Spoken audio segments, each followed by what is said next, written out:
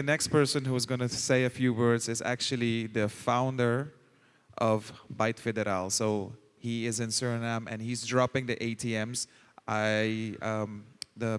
You asked the question like, how can we enhance the Bitcoin community in Suriname? Well, I think Mr. Lennart will talk about how he's going to do it.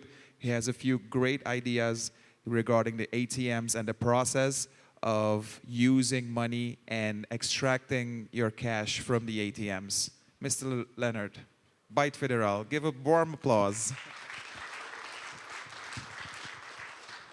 Thank you, Gabriel. Appreciate it. Thank you very much for the invitation. I hope you guys can hear me.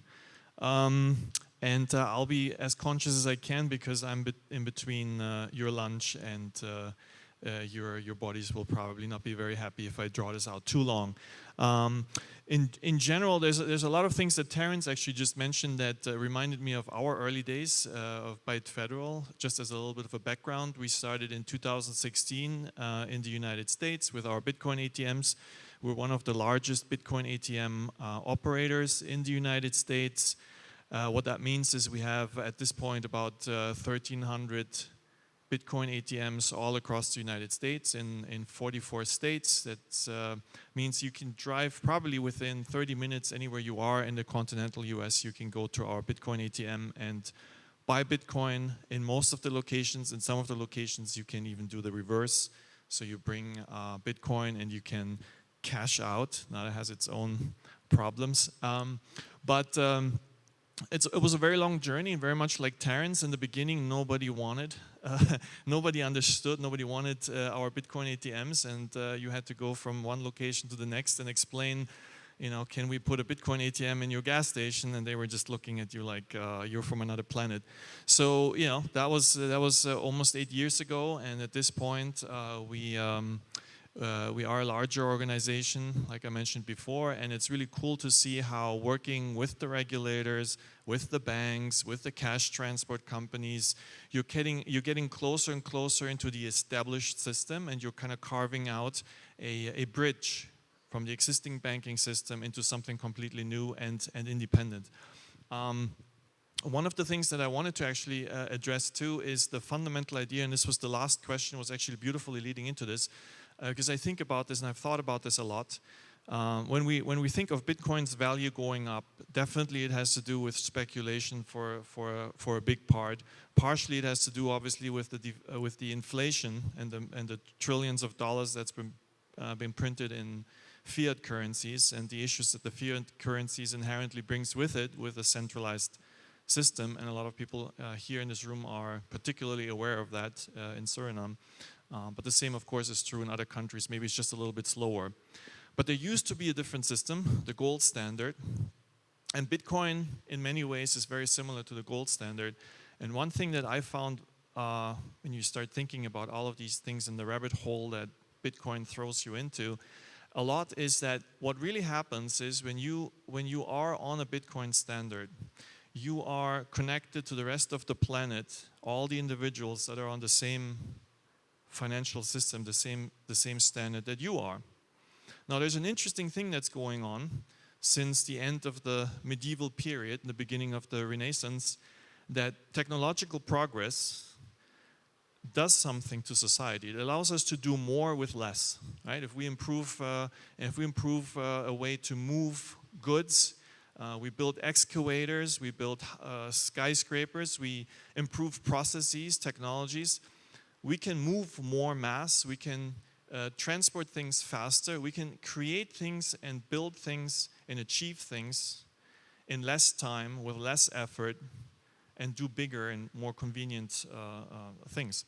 So the interesting thing is if we're all connected like little nodes on one big network, if someone in China invents something, or someone in France or in the United States invents a technology, and efficiency is created, then if they're all on the same monetary network, the individual monetary unit allows you to do more. And that ripple effect spreads through the entire network, and someone here in Suriname, whether they know it or not, benefits from that efficiency that's gained across the planet. That's really the beautiful thing about the gold standard, and that's why after millennia, hundreds of thousands of years of living in agricultural societies, we all of a sudden, over the last 300 years, saw this rising of the human condition for the first time. Unfortunately, one innovation in particular, the central bank hoarding all the gold and converting it into a banknote, while it has the benefit of moving funds faster, unfortunately had a bug in the system, which may have been a feature for certain individuals, and that's taking advantage of the fiat monetary system and siphoning off funds and putting them in pockets of individuals who are usually not very creative and not very productive. So the Bitcoin standard allows us to reconnect to after a little bit of a waiting period, to a better monetary standard. And countries like Suriname, El Salvador benefit from this, not just because some speculator is speculating that Bitcoin will go up, or because the United States decides to print $3 trillion more, but in general, everyone on that network that cannot be inflated will feel the technological advances across the entire globe. And that itself is a beautiful and fascinating fact, if you will, and that's why money is one of the greatest inventions that humans came up with after inventing fire and maybe penicillin or some other things.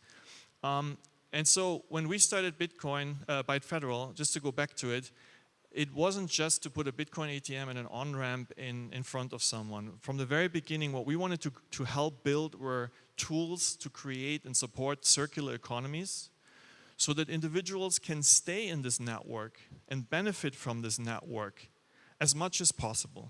Because what you really want is, you don't want people to go out and in all the time. There's inefficiencies, and there's obviously, you have to pay a fee to someone else when you go in and out of this network. What you really want is people to stay on it so they can continuously benefit from the advances around the globe. But to do that, you need tools. You need merchant terminals, you need payment systems, you need wallets.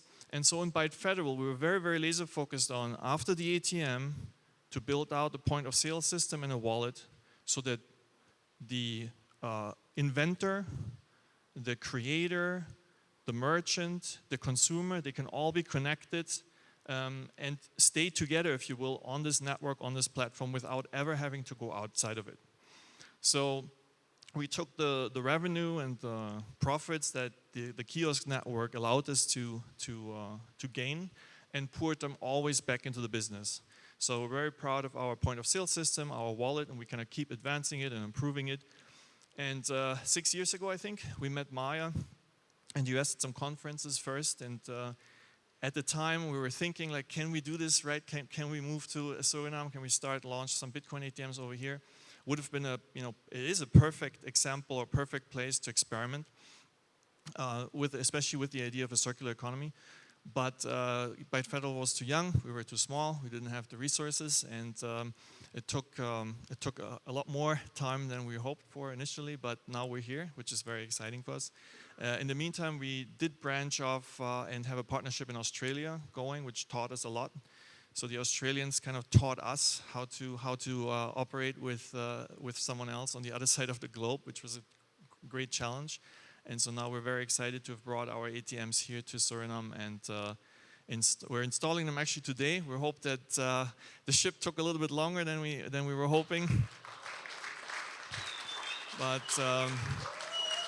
thank you guys, thank you. There's a lot of effort involved, all the parties. I have two gentlemen right now, they're running around town installing these monsters. They're just as an idea what they look like, they're just similar to a regular bank ATM, a little bit different. They're built in the United States by us. We're building them in-house, software, hardware, everything is built within the company. So we're like, we're joking, we're like SpaceX, the metal comes in on the one side and the Bitcoin ATM goes out on the other side. And one of the locations, hopefully we'll see if we can figure it out, is the coffee shop across the street. That would be great if we can figure that out. Otherwise, we have some gas stations, I think, in the list. And Maya probably will let us know at the end of the day, or myself, where they actually ended up being installed. But hopefully you guys will get a chance to experience that and check those out for yourself.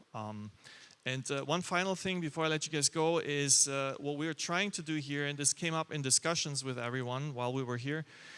We will, on the cash out side, on the fleeing away from Bitcoin side, because people in the beginning are very scared about Bitcoin. They don't know what to expect, if you will. We decided to add a couple of percentage points, and obviously don't hold me to this, but that's the current idea. So if someone brings Bitcoin to the ATM, we will give them more cash, about 2% more, in order to incentivize everyone to go around and talk to friends, family, like, where do I get more Bitcoin? Hopefully this will kind of create a little bit of a catalyst within the society, and we're hoping that we get enough people wanting to buy Bitcoin on the other side, basically bringing their cash, so that we can sponsor this program autonomously. So we'll see if that works out, but a lot of interesting things are going to happen on that Bitcoin ATM front for sure, and hopefully we can update you guys also through newsletters or maybe even next year. Thank you so much. Appreciate your time. Wow.